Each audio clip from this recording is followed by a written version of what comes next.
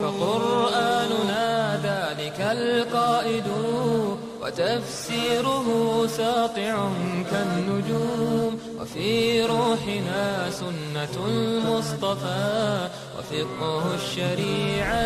چھٹا ہمارا جو ہماری ہیڈنگ یا عنوان ہے وہ کفار سے مشابہت ہے. اللہ کے رسول صلی اللہ علیہ وسلم نے فرمایا من تشبہ بقوم فہو منہم.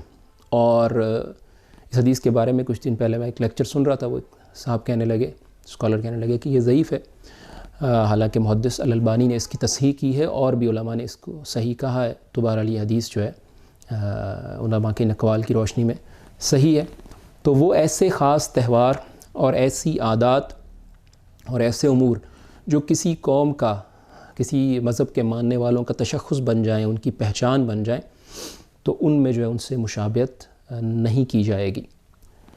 اللہ کے رسول صلی اللہ علیہ وسلم کو ابتداً جو ہے عیسائیوں، اہل کتاب کی موافقت پسند تھی اور آپ مشرکین کی مخالفت کیا کرتے تھے. لیکن جیسے جیسے اسلام کے احکامات نازل ہوتے گئے، اللہ کے رسول صلی اللہ علیہ وسلم نے جو ہے اہل کتاب کی جو مشابہت ہے اس کو بھی آپ صلی اللہ علیہ وسلم نے یہ موافقت کو بھی ترک کر دیا، بلکہ ان کی مشابہت اختیار کرنے سے منع کیا. اس کے کچھ دلائل قرآن و سنت میں موجود ہیں، بلکہ کئی ساری مثالیں موجود ہیں. ان میں سے چند آپ کے سامنے رکھتے ہیں. اللہ کے رسول صلی اللہ علیہ وسلم نے فرمایا کہ موزے اور جوتے میں نماز پڑھا کرو، یہود اس میں نماز نہیں پڑھتے. تو یہاں یہود کی مخالفت ہے. فرمایا خالف المشرکین، داڑھی بڑھاؤ اور مونچھیں پست کراؤ، مشرکین کی مخالفت کرو. باجماعت نماز کے لیے مسلمانوں کو اکٹھا کرنے کی کیا صورت ہو، یہ معاملہ اللہ کے رسول صلی اللہ علیہ وسلم کے سامنے تھا.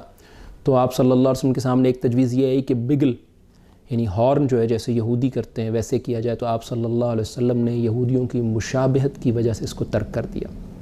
ناقوس یعنی بیلز جو ہیں یہ بھی اللہ کے رسول صلی اللہ علیہ وسلم کے سامنے تجویز رکھی گی، تو آپ صلی اللہ علیہ وسلم نے عیسائیوں کی مشابہت کی وجہ سے اسے ترک کر دیا. پھر آذان کا سلسلہ جاری ہوا. تو یہ صرف ہم نے 3 ایگزامپلز مثالیں سامنے رکھی. اس کے علاوہ بہت ساری مثالیں موجود ہیں حدیث میں، یہ بھی حدیث سے ہم نے ذکر کیا ہے جن کے ریفرنسز بھی موجود ہیں، جس میں یہ ثابت ہے کہ اللہ کے رسول صلی اللہ علیہ وسلم نے اہل کتاب عیسائیوں اور یہودیوں کی مخالفت کی ہے.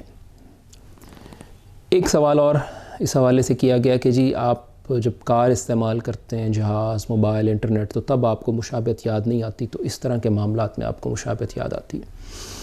اللہ کے رسول صلی اللہ علیہ وسلم کے دور میں تلوار، تیر، گھوڑے، خیمے، نیزے اور اس طرح کی چیزیں، برتن، بہت ساری چیزیں جو لوگ جو کافر بھی استعمال کرتے تھے، یہودی بھی استعمال کرتے تھے، عیسائی بھی استعمال کرتے تھے، مجوسی بھی استعمال کرتے تھے، اللہ کے رسول صلی اللہ علیہ وسلم اور آپ کے صحابہ بھی استعمال کرتے تھے. آپ صلی اللہ علیہ وسلم نے ان سے منع نہیں فرمایا. اگر ایسی بات ہوتی کہ عام روزمرہ کے جو استعمال کی جو اشیاء ہیں، عام امور ہیں جو کسی خاص مذہب کا، کسی خاص قوم کا شعار نہیں ہے، اگر اللہ کے رسول صلی اللہ علیہ وسلم ان سے منع فرماتے تو ہم منع ہو جاتے ہیں. لیکن ان چیزوں میں یہ مشابہت نہیں ہے.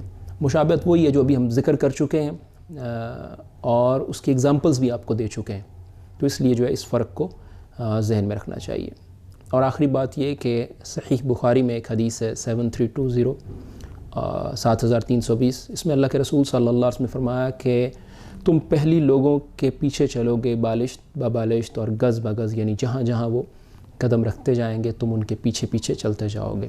اور اگر ان میں سے کوئی ضب، جس کا ترجمہ علماء گوہ یا میسٹیگیور کرتے ہیں، اس کے سوراخ یا بل میں بھی گھسے گا تو تم بھی اس کے سوراخ یا بل میں گھسو گے. تو صحابہ نے سوال کیا اللہ کے رسول صلی اللہ علیہ وسلم یہ جو لوگ جن کی آپ بات کریں یہ یہود و نصارہ ہیں، یعنی ہم ان کی پیروی کریں گے؟ تو اللہ نے فرمایا ہاں اور کون؟ آپ نے فرمایا اور کون؟